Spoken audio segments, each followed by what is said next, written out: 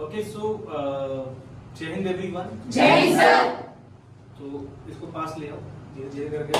तो आज हम आपको कुछ चीजें समझाते हैं और ये रिव्यू हम आपको देना चाहते हैं ताकि आप भी इस चीज को समझिए कि किस तरह से चीजें होती हैं और क्या क्या चीजें होती हैं। तो हमारे साथ दो क्या सारे बच्चे ही हैं और आज जो है आप जैसे देख भी रहे हो कि बारिश हो रही है, तो आज हमने सोचा कि कुछ आपको एक नेचुरल चीजें बताएं और बच्चों का एक्सपीरियंस आपको बताएं ताकि आपको ये समझ में आए कि एक्चुअली में कि ये जो हम कर रहे हैं इसका पर्पस क्या है। तो आज हमारे साथ मौजूद है अनुज। ठीक है अनुज, मैं एक सवाल पूछना चाहता हूँ कि आपने क्या चीज नोटिस किया कि जब आप छोटे थे या तब आपको इस तरह की चीजें मिलती या ये काम करते, तो उसमें क्या आपका एक्सपीरियंस है? तो सर अगर मैं छोटा होता, अगर ये सारी चीजें मिलती तो ऐसा होता है कि लास्ट ईयर दिया था मैंने अपना इंडिया का, तो मैं भी ट्रेनिंग कर रहा होता एकेडमी के अंदर जाके, क्योंकि स्टार्टिंग से एनवायरनमेंट नहीं मिला तो वो नहीं थी कि हाँ भी बोलना भी होता है, पूरा फोकस था।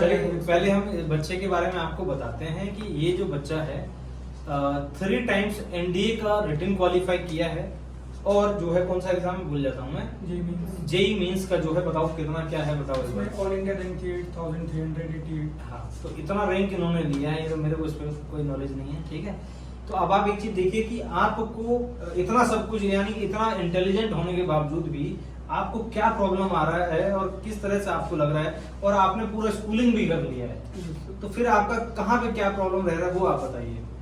वही सर, उसमें कॉन्फिडेंस में थोड़ी प्रॉब्लम है, अपने आप को एक्सप्रेस नहीं कर पाते इतने अच्छे से, उसके अंदर थोड़ी प्रॉब्लम है। तो अभी 3-4 महीने हो गए तो बहुत ज्यादा इम्प्रूवमेंट तो हुई है। तो जब से नहीं, एक ये है कि अच्छी स्कूलिंग के बावजूद भी ये प्रॉब्लम हो रही है, तो ये क्या, इस पे हम क्या कहेंगे कि क्या मतलब हमें स्कूल में चांस नहीं मिला या हमने क्या चीज ऐसा किया कि जिससे हम उस चीजों में हम बेहतर नहीं कर पाए, मतलब क्या कहना है आपका, या फिर ये एक अलग ही चीज है कि जो स्कूल में इस पे फोकस नहीं किया जाता है, तो आपका क्या कहना है इस चीज पे? तो स्कूल में सर फोकस एकेडमिक्स पे होता है और कुछ बच्चे होते हैं 3 से 4 क्लास में जो कि हर एक्टिविटी में पार्टिसिपेट करते हैं, लेकिन बच्चे 36 को ना ही करना चाहते हैं, ना ही टीचर्स उनसे बोलते हैं कि तुम ही कर लो। तो इस चीज का क्या इम्पोर्टेंस है? हर जी आप बताइए कि आपका क्या अनुभव है और आपने क्या बताना चाहेंगे? सर एक्सपीरियंस तो यही है सर, जैसे मैंने कहा कि सर 6th क्लास में अगर मेरे को ऐसी मतलब ट्रेनिंग वगैरह मिलती सर तो काफ़ी बेहतर होता है, क्योंकि मेरे को सर पब्लिक स्पीकिंग तो पॉलिटिकल साइंस में सबसे इम्पोर्टेंट है, क्योंकि मेरे को पॉलिटिकल ऑनर्स करनी है सर पहली बात तो। और पब्लिक स्पीकिंग तो सर ऐसी चीज़ है, अगर आप कितना ही मतलब पढ़ लो, बहुत सारे ऐसे मैंने देखे हैं सर जो रोड लर्निंग कर तो लेते सर, खुद को एक्सप्रेस नहीं कर पाते। अब जो व्यक्ति खुद को एक्सप्रेस ही नहीं कर पाता सर, वो क्या सोच रहा है, क्या उसका ओपिनियन है किसी चीज़ पे, तो सर वो किसी काम का नहीं ना फिर सर। तो मैं यही चाहता हूँ सर कि थोड़ा अगर एकेडमिक्स में ठीक है तो हमें स्पीकिंग पे भी फोकस करना चाहिए।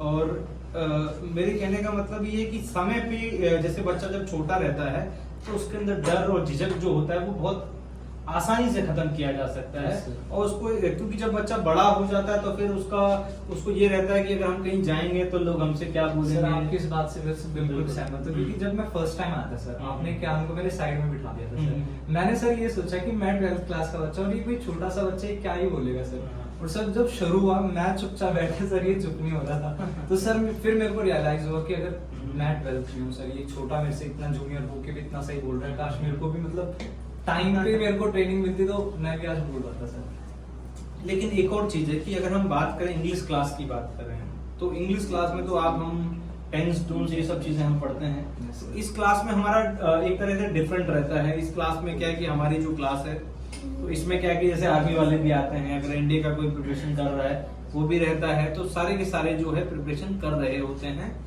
तो ये जो छोटी छोटी जो चीजें हैं इससे क्या रहता है, एक अच्छा सा एटमॉस्फेयर है और इसमें इसका एक खूबसूरत माहौल सा बना रहता है। और सबसे पहली चीज है कि we all are from army background, तो एक डिसिप्लिन हम क्रिएट कर पाते हैं, क्योंकि हमारे घर से लेकर हम बाहर जाते हैं और हमारा जो क्लासेस भी है तो दिल्ली कैंट के अंदर है।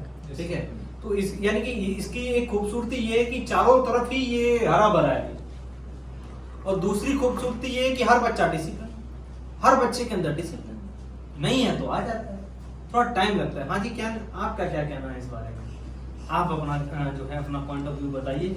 आज हम जस्ट आपको बच्चों से मिला रहे हैं हाँ जी, एक एक करके आपको मिलाएंगे। हाँ जी बताइए। सर क्या होता है ना सर, मेजोरिटी ऑफ चिल्ड्रन होते हैं सो उनके अंदर डिसिप्लिन नहीं होता, जो कि बहुत ज्यादा इंपॉर्टेंट थिंग होती है, क्योंकि उनके बचपन से वो कैसे जी रहे हैं, उनका लाइफ स्टाइल और उनका जो मतलब कि अगर तुम्हारी स्टार्टिंग अच्छी होती है तो एंडिंग भी अच्छी होनी चाहिए सर, और उसका बीच वाला पार्ट भी जो है बहुत ज्यादा अच्छा होना चाहिए।